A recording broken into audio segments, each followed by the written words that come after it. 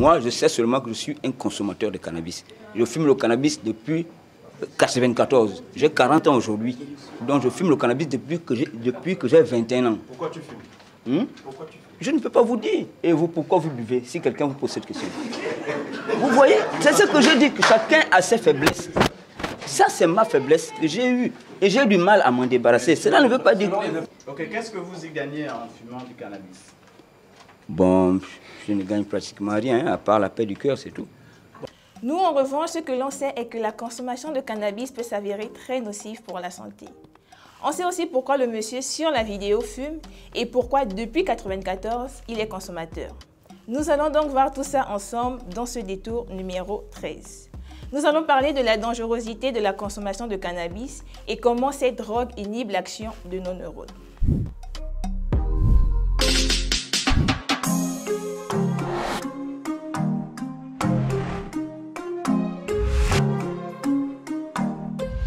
Le cannabis, le chanvre, le dac, la ganja, la marijuana, tous ces noms des... Comment tu connais tous ces noms là-bas? Je me documente, que veux-tu?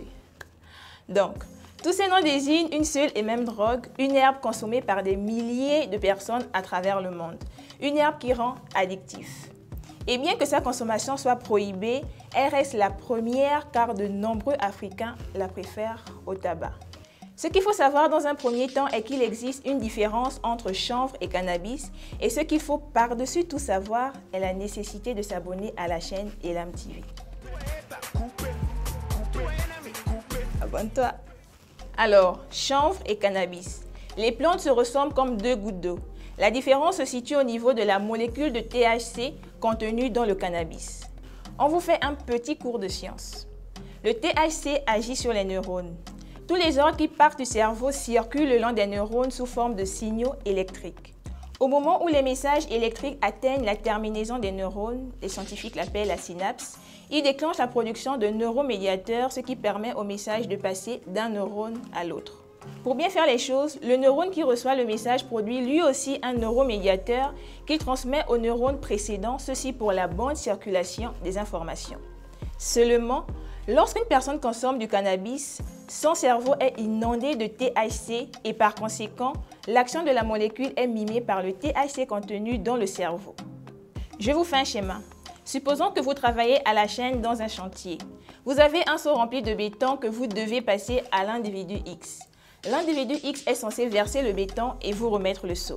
Lorsqu'il vous remet le seau, par une maladresse, vous le cassez. À ce moment, le travail à la chaîne ne pourrait continuer ou alors il va continuer au ralenti. C'est exactement ce qui se passe avec le THC dans la scène que je venais de décrire. Le cannabis, et ceux qui le consomment peuvent en témoigner, il a un effet relaxant.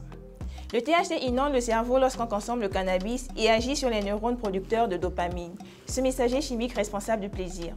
Le THC favorise une production exagérée de dopamine, d'où la sensation d'euphorie chez les consommateurs de cannabis. Et ce n'est pas tout.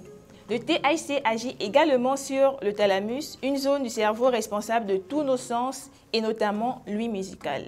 Ceci expliquerait le fait que les consommateurs de cannabis adorent écouter de la musique lorsqu'ils s'adonnent à cette activité.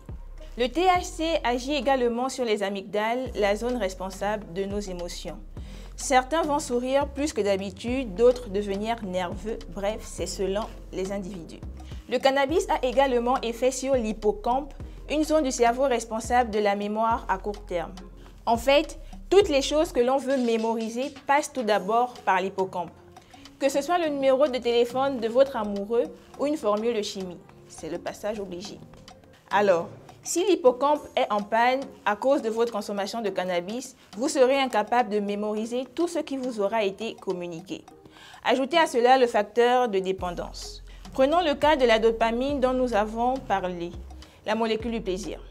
Elle est produite quand on mange, quand on boit ou même quand on... L'absorption de THC via le cannabis produit et amplifie cette sensation de plaisir et par conséquent, le seuil de plaisir devient élevé. Supposons qu'il vous faut 100 kg de plaisir pour être satisfait. Avec le cannabis, ça pourrait passer à 300 kg. Et à ce moment, ni la nourriture, ni la boisson, et encore moins le sexe, ne pourront satisfaire vos envies. Seul le cannabis pourra en quelque sorte vous emmener au 7e ciel. Et les batteries du plaisir se déchargent très vite. Conséquence, vous en aurez à nouveau besoin. Nous, en tout cas, on a juste voulu présenter les méfaits, rien de personnel. Sur ce, je vous dis à lundi prochain. Stand up for your rights. Listen, get up.